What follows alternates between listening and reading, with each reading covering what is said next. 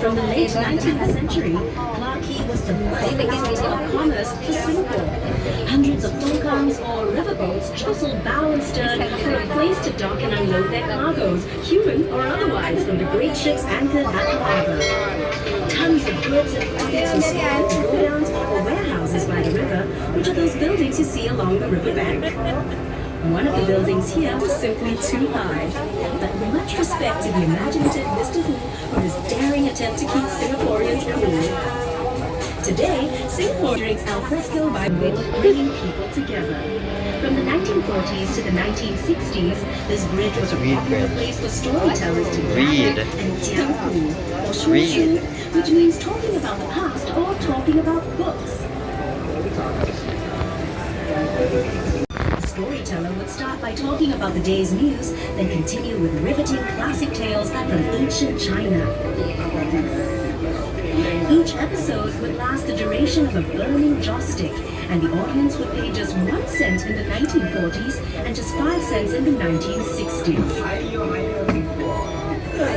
Chinese wayang, or opera, was another popular form of entertainment back then, and there were 2 Teochew opera theaters here. In the 1950s, admission to watch an entire performance was just 50 cents, but the common practice was to only pay 5 or 10 cents just to catch the last 10 minutes.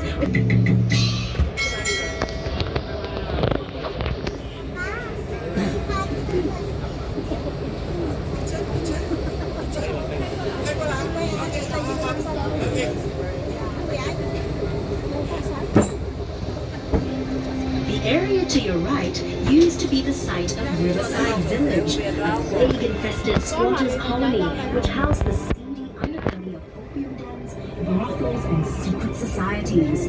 Addicts, ladies of the night, and gangsters jostled for space in this once dangerous, mysterious place. But today, the building Riverside Point sits on the historical foundations of that notorious village. No longer dangerous and seedy, but a delightful waterfront dining oasis that boasts its very own microbrewery. Perhaps you'd like to return by foot to explore all these fun possibilities. Did you know that the paths along the Singapore River make up one continuous looping promenade that connects everything you see along the riverbanks? It's so sacred that it was known as Forbidden Hill. Forbidden because commoners were not allowed to visit. Of course, all that has changed, and now you're most welcome to visit Port Canning to see the old British underground bunkers, and if you're really brave-hearted, explore the ancient gravestones that still remain on its shady slopes. Now here's a building that just begs for attention. See the one adorned with colorful windows on your left? Home to the Ministry of Information, Communications and the Arts, its multi-hued facade not only reflects Singapore's multicultural heritage, but also hints at the building's equally colorful past. Can you believe that this rainbow splash complex used to be the old Hill Street police station and was once considered a skyscraper? But that was before World War II. In fact, the old Hill Street police station served as Singapore's earliest secure jail. And during World War II, it's even believed to have been a torture chamber. With such a vivid history, it's certainly no wonder the building was named a National Monument in 1998.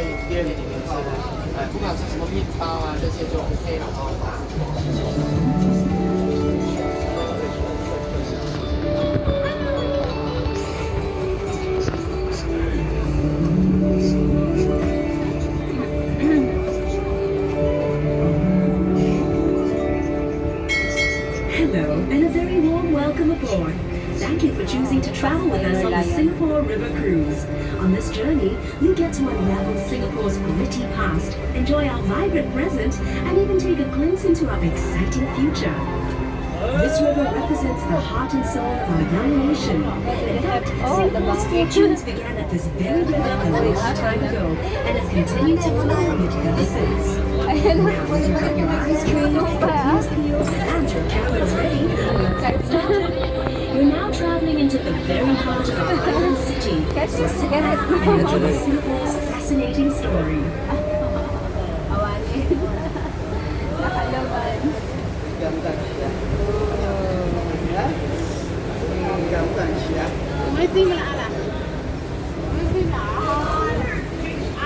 think we're going further. I think we're going further. Merlion.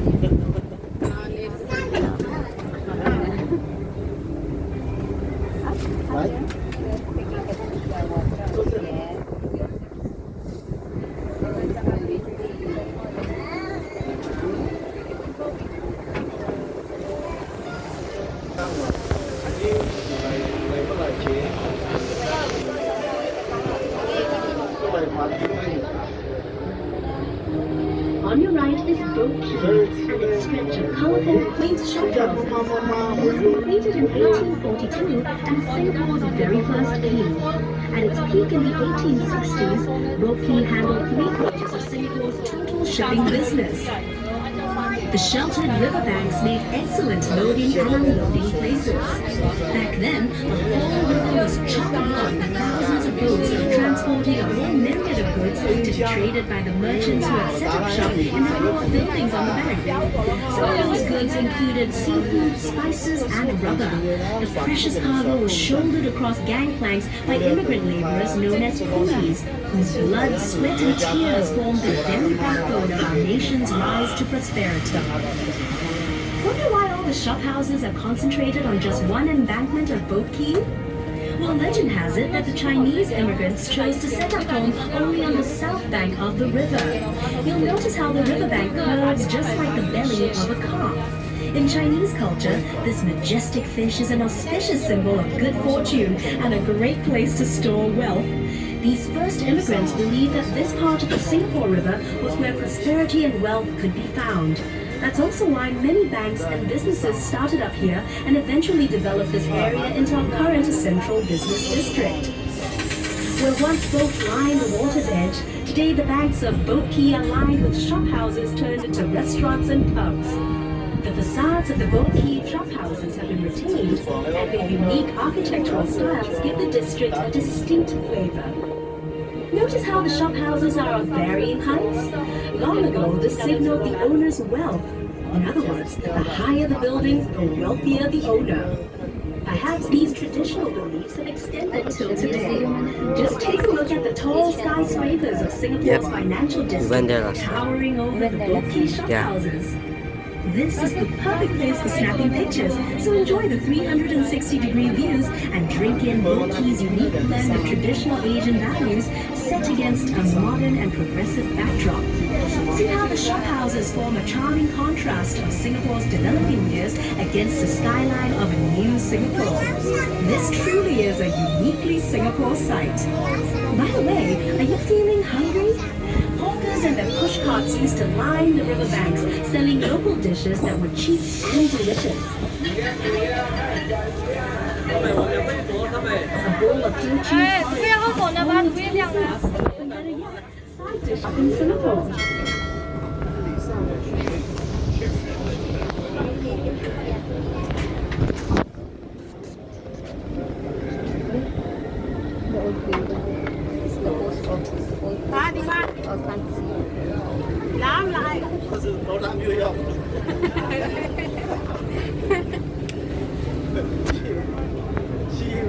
Later to be assembled. Unfortunately, the bridge was built too low, and boats had to wait for low tide before they could pass. So look out and don't forget to duck as you cruise under the bridge. Just kidding. Coming up on the other side of Cabinet Bridge, you'll see a group of little boys jumping into the river. Don't worry about jumping in to save them. They're actually incredibly lifelike bronze sculptures showing a scene from the river's past, where children would stand and wave cheekily from the houses. Very often they would take off all their clothes and jump in for a cool afternoon swim. Standing tall and majestic is the exclusive Fulton Hotel, which blends the elegance of old world charm with every modern convenience. Built in 1928, lots of paper pushing went on behind the hotel's splendid columns before its Singapore River to and from ships. Since the 1950s, this was also the site of many political campaign rallies, but even longer before that, it was occupied by Fort Fulton, built to defend the town at the mouth of the Singapore River.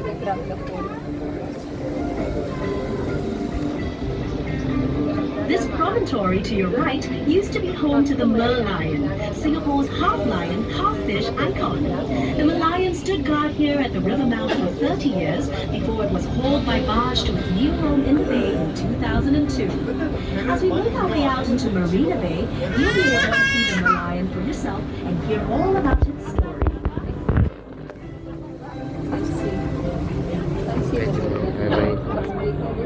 Yeah, I know I'm doing. Okay, ladies and gentlemen, after the bridge, the famous Malayan statue will be on your right side. So get ready your cameras, okay? Alright? 对，没有下去吗？没有下去，没有下去，我们在船上。你可以在那边。 It's so cool to see this in first person. As promised, up next is Malayan Park, home of the original Malayan statue. To understand our unique national emblem with the lion head and fish body resting on a crest of waves as the ancient city of Temasek, which means sea town in Javanese.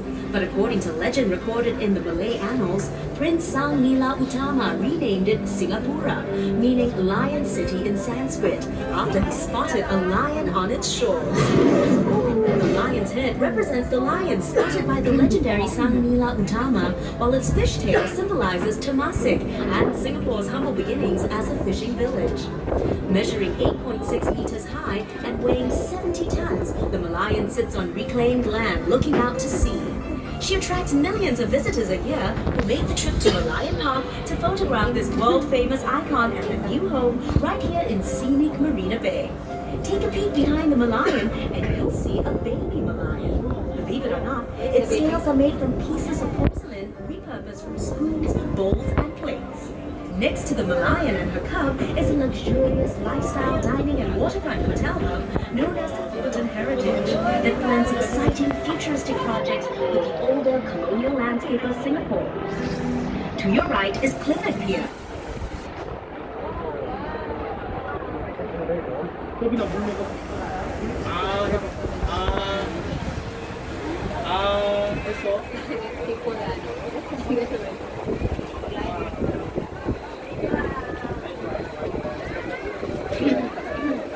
Let's go back to the other side.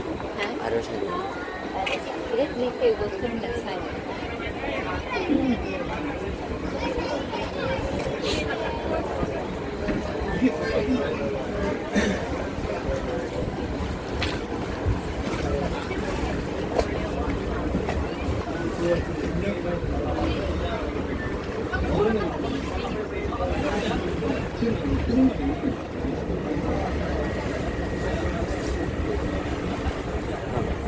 Other side, let's go. Huh? Other side.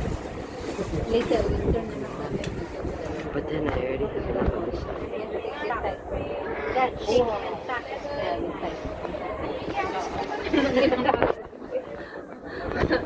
Later we turn, then you can take that side.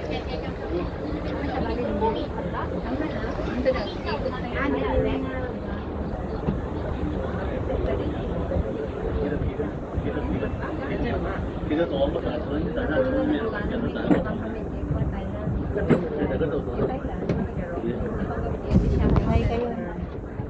Isabella.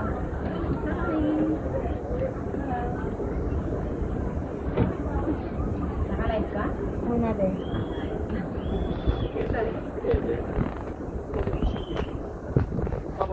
Lobby of the Fullerton Bay Hotel.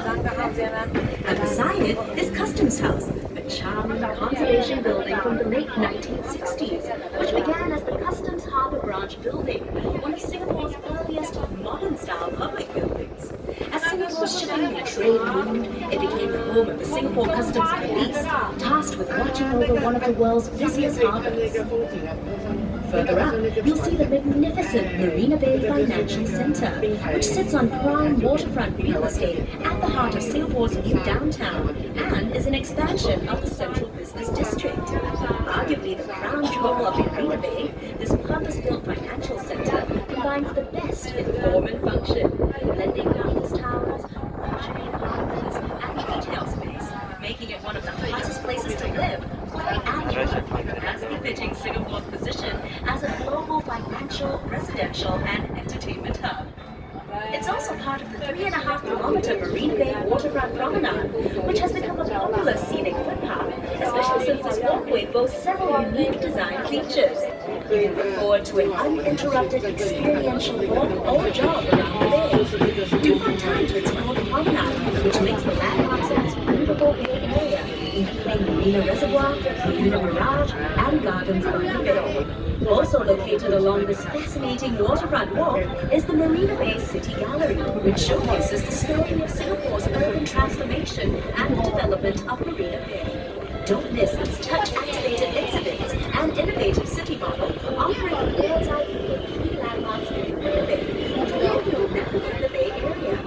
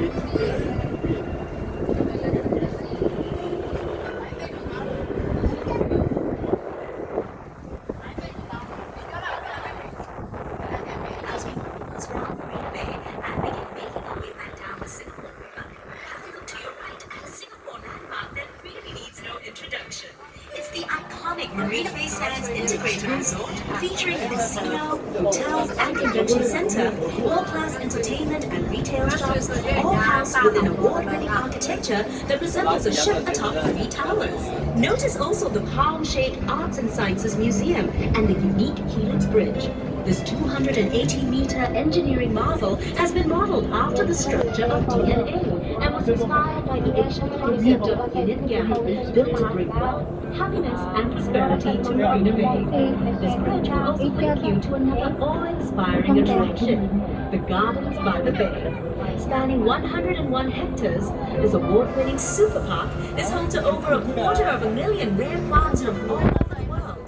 Enjoy the lush outdoor gardens, huge climate-controlled dome conservatories, and the towering futuristic super trees, which you can even see from this distance. They're essentially vertical gardens measuring up to 16 stories high and linked by suspended walkways with stunning views of the entire park. Living up to their name, the super trees also collect rainwater, generate solar power, and are venting ducts for the park's conservatories, which encapsulate the cloud forest and flower dome. Do you notice that the water here is very calm?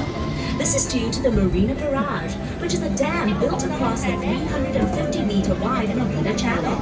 It keeps out the seawater to create Singapore's first reservoir in the city, a vital source of fresh water and flood control. The Marina Reservoir is Singapore's 15th reservoir. It has the largest and most urbanized catchment area at 10,000 hectares, or 1/6 the size of Singapore. Just imagine, we're now literally floating in drinking water, perhaps the very same stuff flowing out of your taps. Cruising out into the bay, you couldn't have missed the giant wheel in the sky. It measures 165 meters tall, that's 42 stories high, and 150 meters in diameter. That's about the length of 87 Singaporean men lying head to toe. The wheel carries 28 city bus-sized capsules, each allowing up to 28 passengers, which means that at any one time, the Singapore Flyer can transport 784 passengers per revolution, which takes about 32 minutes to complete, rotating at a smooth speed of 24 centimeters per second. This engineering wonder provides breathtaking panoramic views of Singapore and the islands beyond. In fact, from on board, you can see up to 45 kilometers away. That's 3 kilometers more than the entire length of our island city. You'll also notice to your right 2 curious spiky domes, unique only to the Esplanade theaters on the bay. Because of its resemblance to the king of fruits, it's been affectionately nicknamed the durian. No worries here. Unlike its pungent namesake, the Esplanade theaters on the bay are attract hordes of hungry culture vultures eager to taste of its many blockbuster productions. As the region's premier performing arts and entertainment center, it boasts superb facilities, showcases world-famous musicals, and features popular homegrown events like the Mosaic Music Festival. And to really top it all off, the Esplanade's breezy rooftop garden offers up more unrivaled views of the city and bay.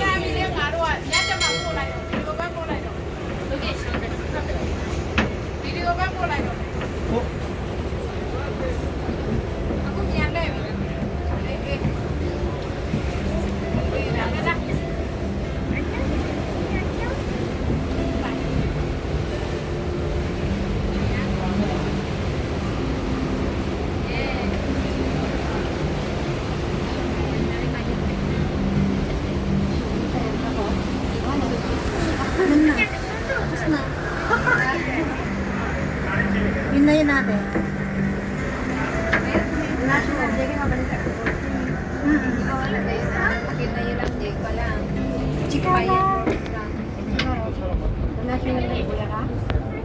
The green area to your right was once lined with lovely European-style houses that brought to mind the fashionable elegance of London's Mayfair.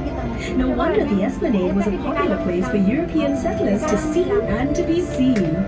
Back in the old colonial days, they would emerge from their houses to stroll along the Esplanade every afternoon. Here they would enjoy the sea breeze, exchange gossip, and perhaps even indulge in a little innocent flirtation. As a nod to our colonial history, Queen Elizabeth Walk was opened within the Esplanade Park in 1953 to honor the coronation of Her Majesty Queen Elizabeth II. If you have the time, this path will take you on a pleasant, meandering walk through the park to other interesting national monuments.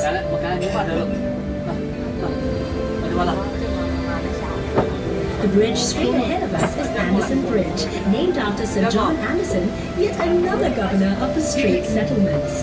This elegant arch displays an excellent combination of intricate plaster and metalwork, whilst its curved structure provides high resistance to bending force, which comes in really handy since it supports the heavy weight of vehicles zipping back and forth daily.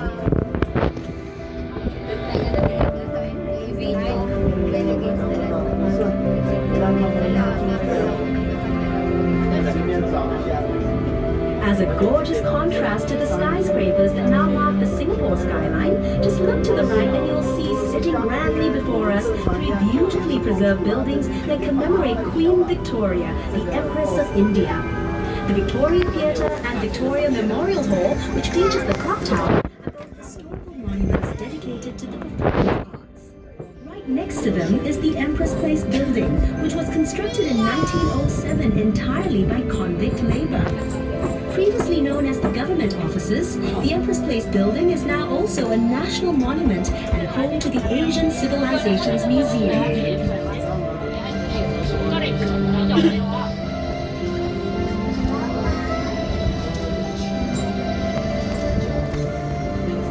The Asian Civilizations Museum is a treasure trove of history and culture that will introduce you to the world of Asian traditions.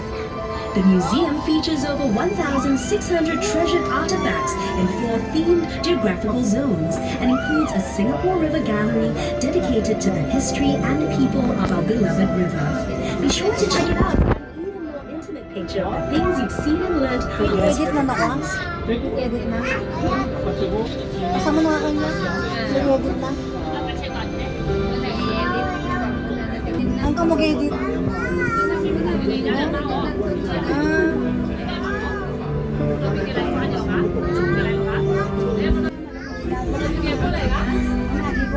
Up ahead and to the right, over on the museum's traders and financiers, all immortalized in beautifully rising sculptures that dot the Singapore River promenade. And if you decide to take an exploratory walk, you won't be disappointed.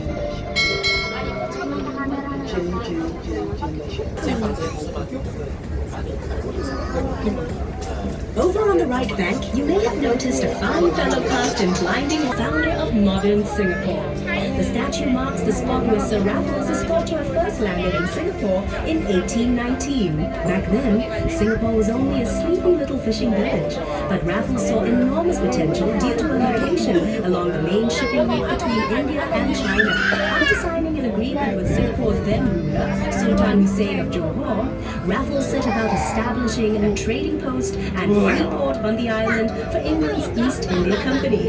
He developed administrative and commercial districts along the riverbanks of this budding island city. The large building we're passing on the right was Singapore's first courthouse, after which it became Parliament House, just next to it. What is that strange disc hovering over Parliament House? Out of a sci-fi movie is actually part of the Supreme Court of Singapore. Now, this is Elgin Bridge. Fittingly, the bridge served as a link between the Indian merchants on the north side of the river and the Chinese community on the south side in the days of our colonial past. We're now approaching Coleman Bridge, named after its Irish architect, George Drumgold Coleman, for his appointed the first superintendent of public works in Singapore. Coleman brought with him an architectural style known as Palladian, a combination of Greek and Roman styles adapted for our tropical climate.